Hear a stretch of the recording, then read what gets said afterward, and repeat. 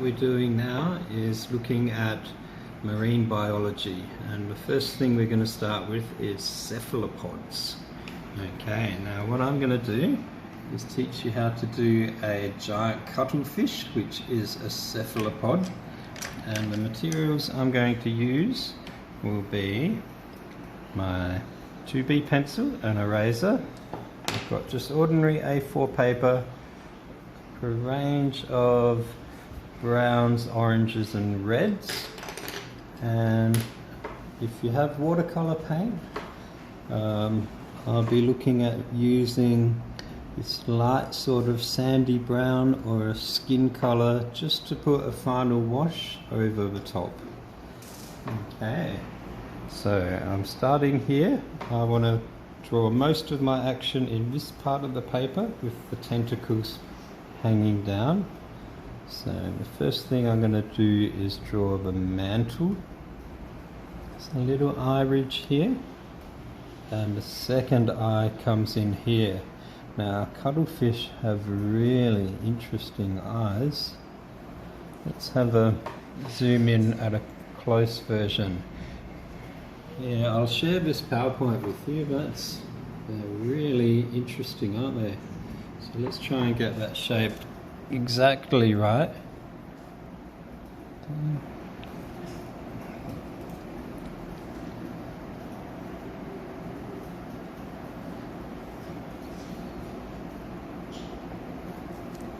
Okay, I'm not even sure how you describe it. A bit like a tadpole. Okay, the next thing we're going to do is coming down from the eye ridge, the edge of the mantle. I'm going to mark out where it is, and then coming out from here, just the way it swims by rippling this muscle. Now cuttlefish belong to a family called cephalopods, and they're actually mollusks. They're more closely related to the slugs and snails in your garden than they are to fish. Okay, let's put those stripes in. So they're kind of like zebra stripes. You don't have to do every single one. I'm just going to suggest them by sketching. These giant cuttlefish live in a few places in the world. One of the most famous is South Australia. Inside their body they have a white bone which is buoyant. I'm just going to put a few dots along this edge. You quite often see that bone washed up on the beach. And their most common predator is dolphins. The dolphin will grab it, hold it, let it squirt its ink out, and then eat it. And if you look at the bone, if there's round holes in it, it was killed by a dolphin. Sometimes they're eaten by sharks, and you can see by the shape of the teeth. Alright, let's do the tentacles. So they have 10 tentacles. I'm going to do 1, 2, 3, okay, 4 coming from there. Here's another one. 2 of those tentacles have larger sucker pads, like giant squid have in most cuttlefish species, but not this one. Okay, so there we go. Let's use up all the room going into here.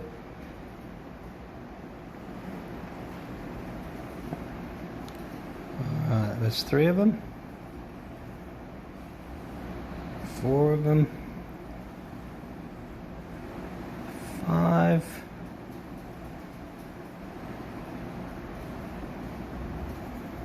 6,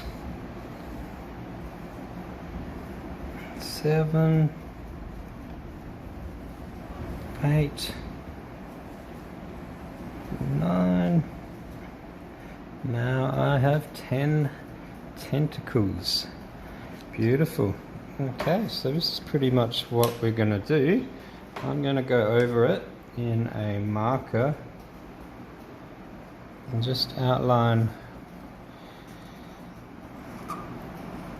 the most important lines, but I'm going to put some texture on with coloured pencil.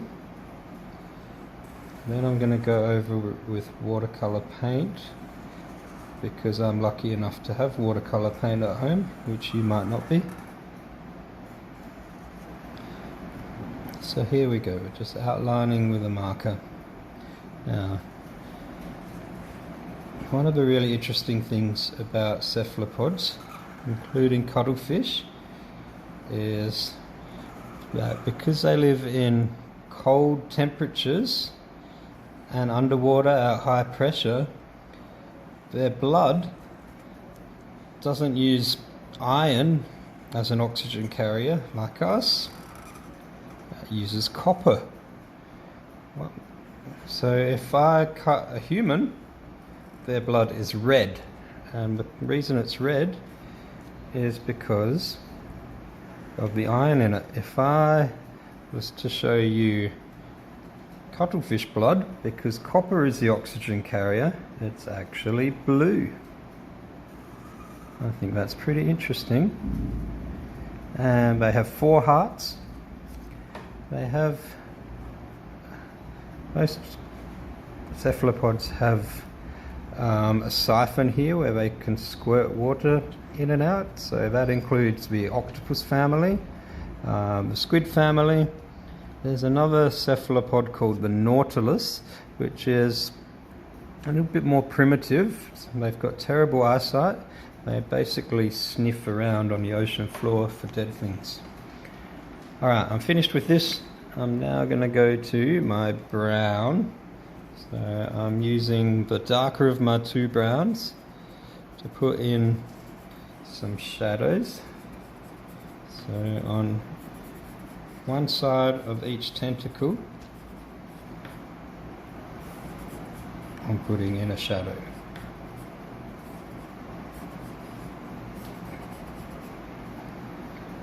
Okay, I'm going to put this shadow in around the eye.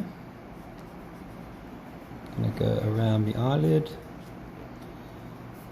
and reinforce this edge on the mantle, and now I'm coming in to where those, they're almost like zebra or tiger stripes are.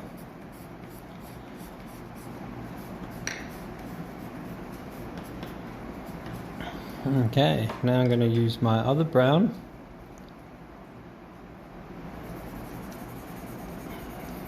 Just super lightly, I'm suggesting a curve, so I'm keeping my lines in the direction of where I'm trying to suggest the curve.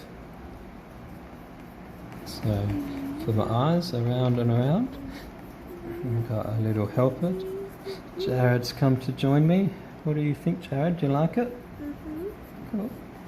Okay, now I'm going the same direction as my tentacles. I think what I'm going to do is redo a few more stripes in orange, just to make it have a lot more interest.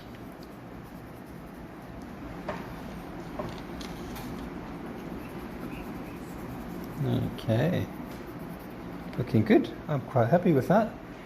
Now, because it's underwater,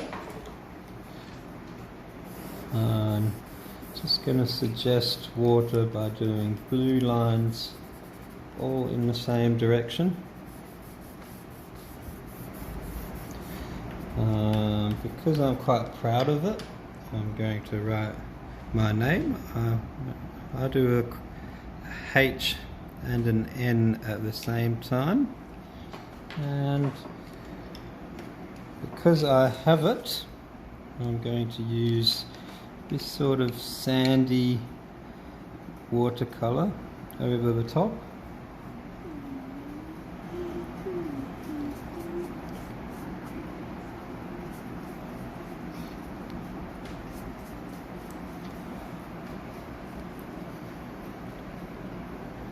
Oh, I accidentally went over the eye. Oh well.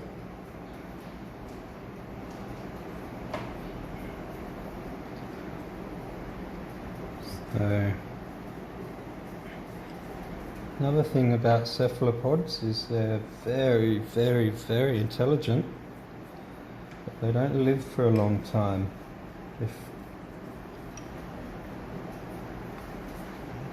I think 3 years is the maximum for the giant Pacific octopus. Most octopus live for 1.5 years. Okay, last thing I'm going to do is go over my water, but what I'm going to do is fade it down, so all my brush strokes in one direction, and I'm keeping them closer together at the top and then further apart by just dipping my brush only into water, so further apart as I come down. Now, another thing you can do is wet the paper, get it nice and wet, and then just put little dips on it and see how it starts to fade out. There we go. I don't know about you, but I'm pretty proud of that. So there we have it, an introduction into marine biology featuring the giant Australian cuttlefish, which is a cephalopod.